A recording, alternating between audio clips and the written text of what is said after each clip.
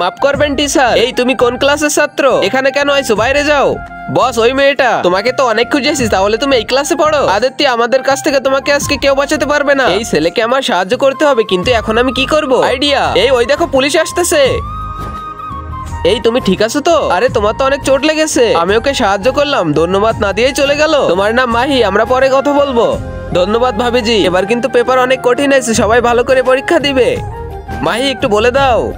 তুমি ওই আদিত্য থেকে দূরে থাকবে, কিন্তু ওকে আমি পছন্দ করি। তুমি তো ক্লাসের টপার, আর ও তো চিটিং করে পরীক্ষায় পাশ করে।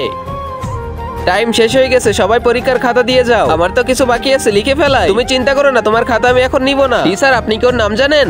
আমি তো জানি না। এই মাহি, তাড়াতাড়ি এখান থেকে পালাও। ছাড়ো আমার হাত। এর পরের এক্সামে তুমি চিটিং না করেই পাশ করবে। যদি না করতে পারো তাহলে তোমার আমার বন্ধুত্ব এখানেই শেষ। এরপরে আদিত্য দিনরাত পড়াশোনা করে ক্লাসে টপার হয়। আর আগে মহান আল্লাহকে তুমি ভালোবাসলে লাইক এন্ড সাবস্ক্রাইব করে দাও। আর পার্ট 2 দেখতে চাইলে অবশ্যই কমেন্টে পার্ট 2 লিখো।